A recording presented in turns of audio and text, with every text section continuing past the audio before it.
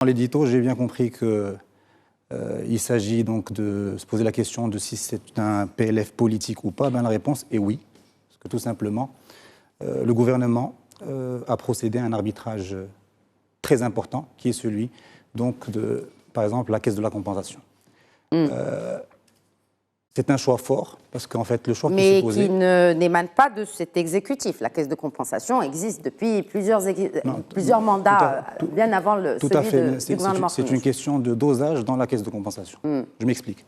En fait, le choix qui se posait, c'était peut-être de revenir à des niveaux de compensation des années d'avant, c'est-à-dire à un niveau d'à peu près 70-80 milliards donc, de montants dans la caisse de compensation. Et le gouvernement a pris le choix de ne pas arriver à ce niveau-là, pour la simple raison qu'il faut quand même prendre en compte les équilibres macroéconomiques, qui ne sont pas un détail.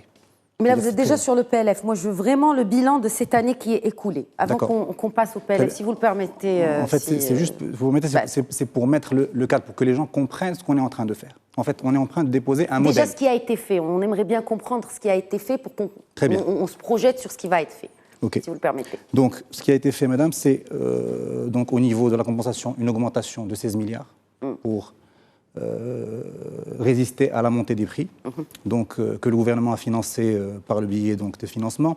C'est une augmentation donc, des salaires des employés du public, donc à travers justement les accords négociés dans le cadre du dialogue social. C'est l'augmentation des revenus minimums du secteur privé et du public. C'est le soutien du transport, donc justement pour encore une fois faire face à la problématique de l'augmentation des prix. Et c'est le soutien des entreprises publiques, notamment la recapitalisation de l'ONE pour éviter que le prix de l'électricité n'augmente.